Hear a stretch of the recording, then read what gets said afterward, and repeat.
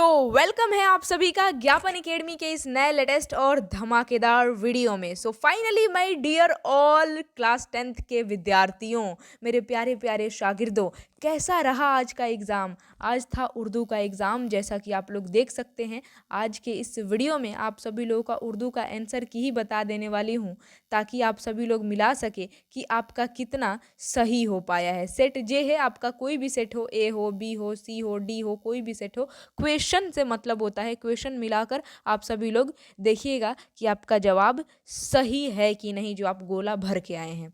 और आपको मैं बता दूं कि सारा का सारा क्वेश्चन लड़ गया है। एक बार आप सभी लोग कमेंट बॉक्स में लिख कर बता दीजिए, ताकि मुझे दिल को सुकून मिले कि आप लोगों का एग्ज़ाम अच्छा गया है। और ये जो कल वाले वीडियो में, ये कल वाला वीडियो था जिसमें मैं पूरे किताब का खात्मा कराई थी, उर्दू का टोटल ऑब्जेक्टिव दरक्षा और रोशनी का, तो सारा का सारा 100% टोटल क्वेश्चन लड़ा है। और मुझे उम्मीद है कि कल वाले क्लास को जिसने भी देखा कर गया होगा और देखा होगा, मैं 100% गारंटी दे रही थी ना कि उसी से क्वेश्चन रहेगा। और यहाँ पर है भी, क्वेश्चन देखने को भी मिल गया। तो चलिए आप सभी लोग लिख कर बताइएगा कि आपका कितना सही हुआ है 50 ऑब्जेक्टिव क्वेश्चन में से। मिलाते हैं सबसे पहले आपको, जैसा कि फर्स्ट टाइम आप सभी लोग बोर्ड एग्ज़ाम देने के लिए गए थे, तो पहला अनुभव भी मिला होगा। 3 घंटे 15 मिनट का एग्ज़ाम था और आप सभी को 100 ऑब्जेक्टिव क्वेश्चन मिले थे, जिसमें से 50, केवल 50 का ही जवाब देना था। अगर 50 से आप ज़्यादा देकर चले आए हैं, ज़्यादा गोला भर कर चले आए हैं,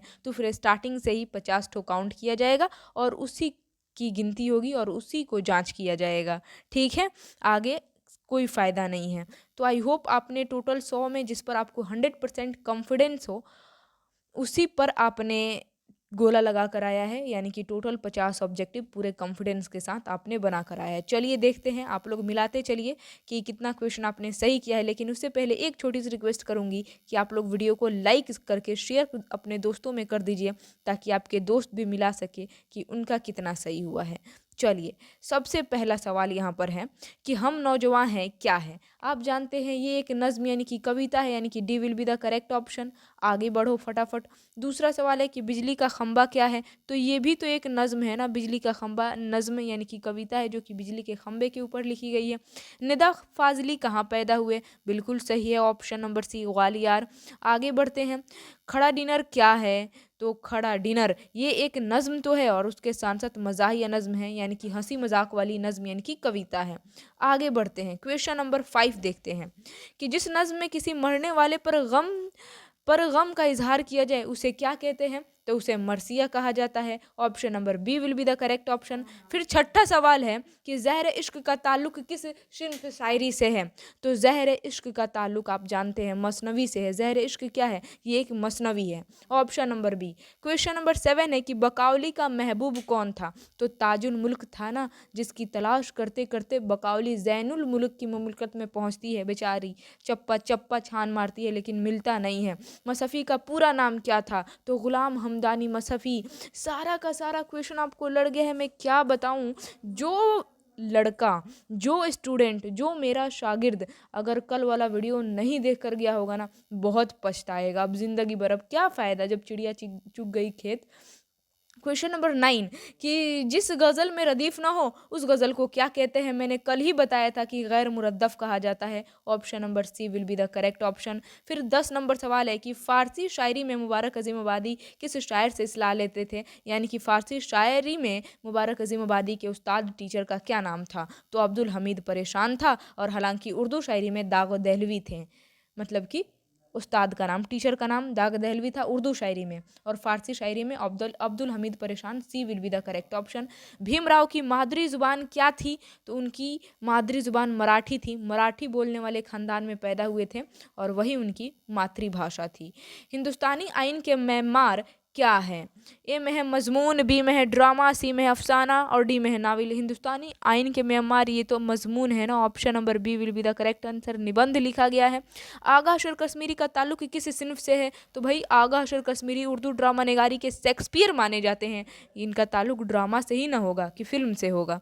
लुत्फुर रहमान का ताल्लुक किस सियासी जमात से था, तो लुत्फुर रहमान JDU यानी कि जनता दल यूनाइटेड के एक मंत्री बनाए गए थे, तो ऑप्शन नंबर नंबर ए आप लगाएंगे। फिर नेक्स्ट क्वेश्चन कि आर्यभट्ट और तरेगना के मुसन्निफ कौन है, तो देखिए आर्यभट्ट और तरेगना ये एक मजमून है, इसके ना तो अब्दुल मुगनी राइटर है, ना अख्तर रेनवी और ना ही Lutfur Rahman. Option number D इनमें से कोई नहीं इज द करेक्ट ऑप्शन।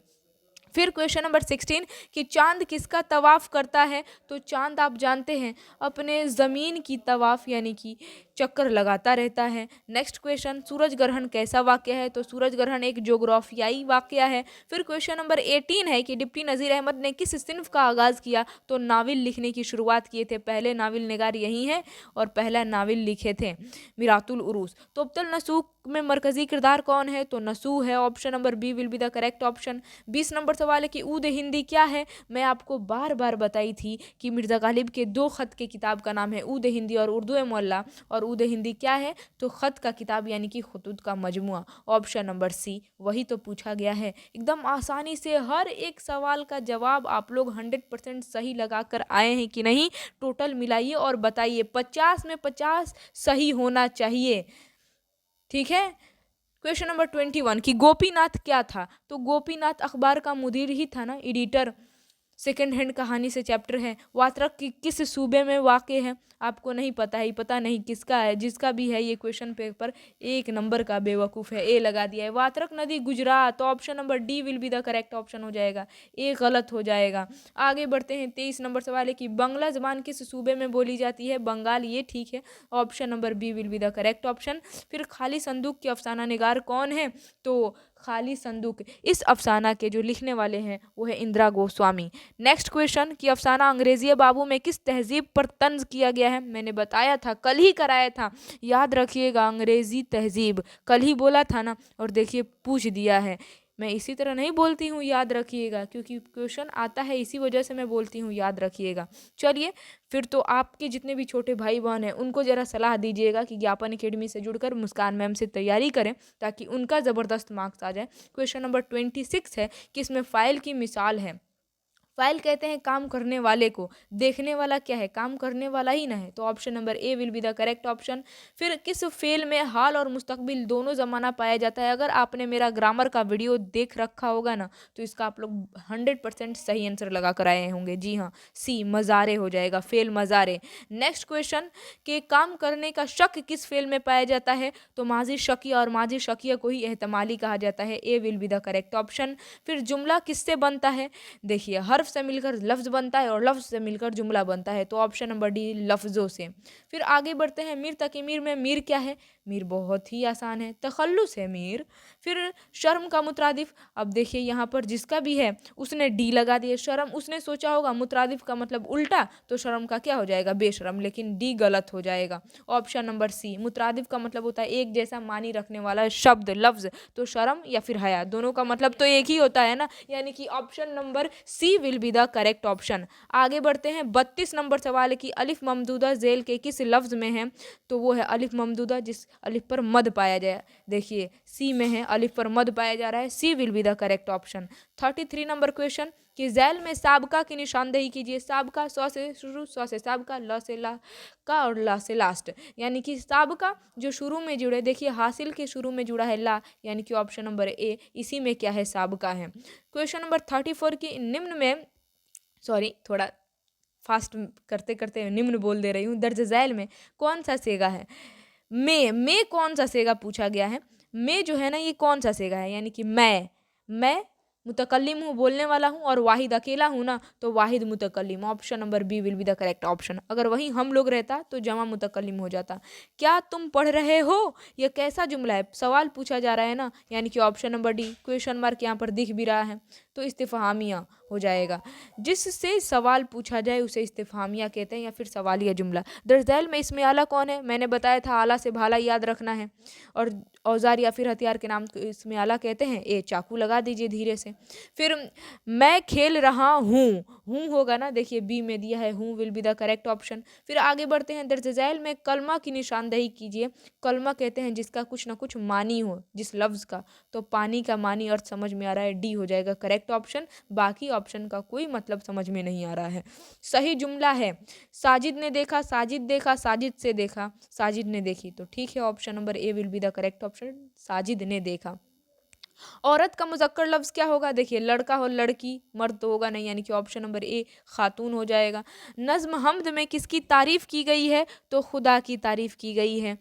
हम्द का मतलब ही होता है तो अल्लाह ताला की तारीफ़ करना। इंसान की मुश्किलों को कौन हल करता है? इतना हलवा सवाल है, अल्लाह ताला। फिर शबनम कमाली का रियल नेम, असल नाम मुस्तफ़ा रज़ा, मैंने बताया था, बहुत बार बताया है, पहले ही चैप्टर से 3 सवाल आ गया है। रुकैया भाभी किस अफ़साने की किरदार हैं? तो भाभी जान इस अफ़साने के ही तो किरदार हैं। फिर सुहेल अज़ीमाबादी ने 7 सालों तक उर्दू की तरवीज इरशाद कहाँ जाकर किया? तो वो गए थे Chota Nagpur. Option number C will be the correct answer, 7 सालों तक। फरार किसका अफसाना है? तो फरार डॉक्टर मोहम्मद मोहसिन का अफसाना है। आगे बढ़ते हैं, डॉक्टर मोहम्मद मोहसिन किस मजमून के प्रोफेसर थे? तो नफ्सियात यानी कि साइकोलॉजी के प्रोफेसर थे। मनोविज्ञान। कमर जहाँ का कौन सा अफसाना निसाब में शामिल है? तो क से कमर जहाँ, क से कटी हुई शाख, यानी कि ऑप्शन नंबर बी। दर्ज झैल में अफसानवी मजमुआ कौन सा है? तो अफसानवी मजमुआ है Charagar, option number C will be the correct option. फिर अफसानवी मजमुआ यानी कि कहानी का किताब, आप लोग तो समझते होंगे। निगार अजीम का कौन सा अफसाना आपके निसाब में शामिल है? तो आशियाना, यही कहानी हम लोग के सिलेबस में है। इस मारफा की मिसाल क्या है? मारफा कहते हैं खास नाम को, यानी कि Taj Mahal, A will be the correct option. फिर अगला सवाल है 52 नंबर की, मदरसा क्या है? तो मदरसा जगह का नाम है ना, तो जगह या फिर वक्त के नाम को इसमें ज़र्फ कहा जाता है, ए हो जाएगा बिल्कुल सही जवाब। दरजैल में माजी शकिया की मिसाल है। माजी शकिया किसे कहते हैं? जिसमें शक पाया जाए, वह लोग पढ़ते होंगे, इसी में तो शक पाया जा रहा है, तो option number B is the correct option. दिन की ज़िद यानी कि अपोजिट क्या हो जाएगा? रात, ये तो एकदम हलवा सवाल है। गरीब की जमा क्या होगी? तो गरीब का जमा यानी कि बहुवचन, तो गरीब गुरबा आप लोग बोल सुन मतलब बूढ़े लोगों को बोलते हुए सुने होंगे। फिर नेक्स्ट क्वेश्चन, अकरम जमी ज़हीन है, इस जुमले में ज़हीन क्या है? तो अकरम ज़हीन है, ज़हीन क्या है? सिफत, क्वालिटी बताई जा रही है अकरम की, तो ज़हीन क्या हो जाएगा? सिफत यानी कि एडजेक्टिव, विशेषण, जो विशेषता बता रहा है। आगे बढ़ते हैं, दर्ज झैल में इस्म नकरा कौन है? इस्म नकरा कहते हैं आम नाम को। गंगा, पुन, जमुना नहीं होगा क्योंकि ये खास नाम है। नदी हो जाएगा आम नाम, जिससे पूरी जाति का बोध हो रहा है, सभी तरह की नदियाँ आ जाएंगी। मुकर्रम कल पटना आएगा, आया नहीं है, आएगा ज़माना की किस्म बतानी है, यानी कि मुस्तकबिल है, फ्यूचर में आएगा, अभी आया नहीं है। आगे बढ़ते हैं, दर्ज झैल में उर्फ कौन है? मैंने आपको बताया था जितना भी गांव देहात का नाम होगा ना, वो सारा उर्फ होता है, जैसे कि लल्लू, मंगलू, लंबू, छोटू, मोटू, पतलू, ठीक है, तो A will be the correct option. आगे बढ़ते हैं, खादिम की जमा क्या होगी? ये 12th में भी पूछा था, तो खादिम का जमा यानी कि बहुवचन होता है खुद्दाम, option number A will be the correct option. आगे बढ़ते हैं, गालिब का रियल नेम, ये तो एकदम हलवा सवाल पूछ दिया गया है, अजदुल्लाह बेग खां नाम था, तो ऑप्शन नंबर ए में दे दिया गया है। उर्दू मोहल्ला किसके खतूत का मजमुआ है? तो उर्दू मोहल्ला जो है ना, आपको मैंने बताया था स्टार्टिंग में ही, और बहुत बार बताई हूँ कि ऊद हिंदी और उर्दू मौला मिर्ज़ा गालिब के ख़त का मजमुआ है, यानी कि ख़त का किताब है, C will be the correct option. फिर नेक्स्ट क्वेश्चन है 63 नंबर कि शामिल निसाब मकतूब शहबाज ने किसके नाम लिखा है? तो वो अपने बेटियों दोनों के नाम लिखे थे, लेकिन खास तौर से बेटी को माना जाता है, B will be the correct option. फिर 64 नंबर सवाल है कि मेहदी अफादी उर्दू और अंग्रेज़ी के अलावा किस ज़बान में महारत रखते थे? तो उर्दू और अंग्रेज़ी के अलावा मेहदी अफादी फ़ारसी में महारत हासिल थी उनको, ठीक है। नेक्स्ट क्वेश्चन कि शामिल निसाब इंटरव्यू में किसका इंटरव्यू लिया गया है? तो राजेंद्र सिंह बेदी का इंटरव्यू लिया गया है, यानी कि option number B will be the correct option. Chakbast की कौन सी नज़म आपके निसाब में शामिल है? ओ माई गॉड, चकबस्त का मनाजिर कुदरत या फिर मनाजिर फितरत, option number C will be the correct answer. मैं सोच रही हूँ कि इतना आसान आसान सवाल कैसे पूछ दिया है, जो रूह हम में है उसमें वही रवानी है। ये जो है ना परवेज शादी का ही जो नज़्म, सॉरी परवेज शादी में बोल रही हूँ, चकबस्त जी का जो नज़्म है ना मनाजिर कुदरत या फिर मनाजिर फितरत, उन्हीं के नज़्म से ये लाइन उठाया गया है कि जो रूह हम में है उसमें वही रवानी है, यानी कि option number B will be the correct option. India Gate किसकी नज़्म है? तो जगन्नाथ आज़ाद की नज़्म है। फिर आगे बढ़ें तो मुहक्किक की हैसियत से जगन्नाथ आज़ाद क्या कहलाते हैं? तो मुहक्किक की हैसियत से, रिसर्चर के हिसाब से आप कह सकते हैं वो माहिर इकबालियात कहलाते हैं, ऑप्शन नंबर बी।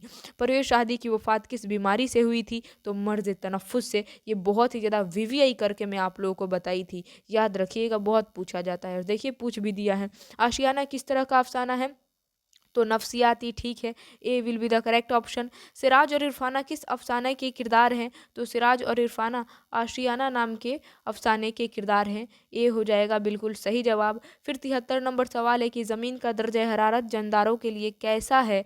तो बहुत ही मुअतदल है, ठीक है, ऑप्शन नंबर सी अगर आपने लगाया है तो बिल्कुल सही जवाब है। धान के खेतों से कौन सी गैस बनती है? मैंने आपको बताया था, याद रखिएगा, मीथेन गैस, गाय भैंस के गोबरों और धान के खेतों से methane gas, C will be the correct option. America के किस हुक्मरान ने ग्लोबल वार्मिंग पर किताब लिखी है?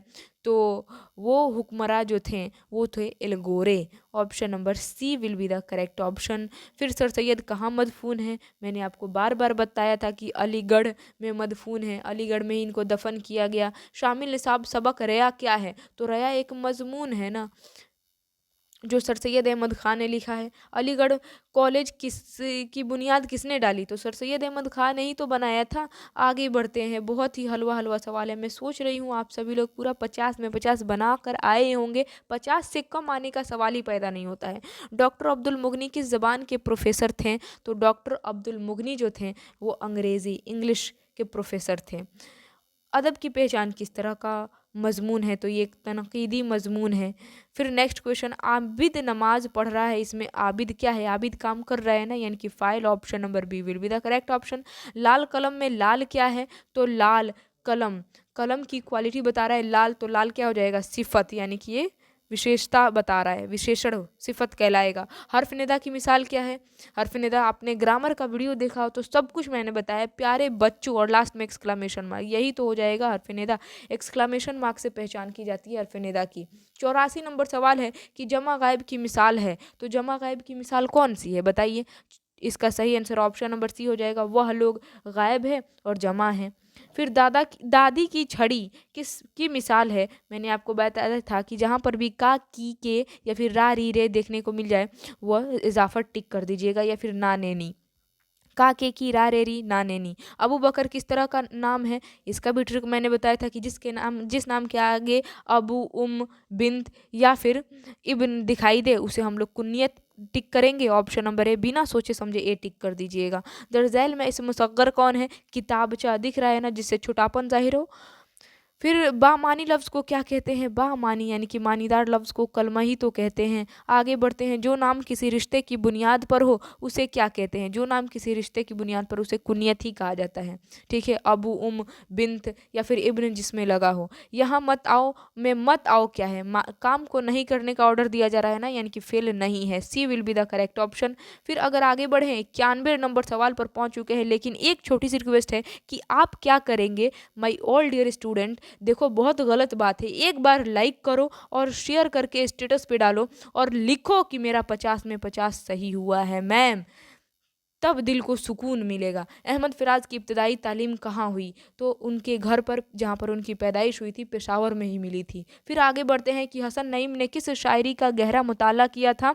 तो क्लासिकी शायरी का उन्होंने गहरा मुताला किया था। ये भी क्वेश्चन मैंने कल ही, सारा का सारा क्वेश्चन ये भी मैंने कल ही कराया था। देखिए, परवीन शाकिर किस हैसियत से मशहूर है? तो गज़ल गो, यानी कि गज़ल लिखा करती हैं। आगे बढ़ते हैं, इरफान सिद्दीकी का रियल नेम क्या है? तो इरफान अहमद सिद्दीकी लगा देंगे आप।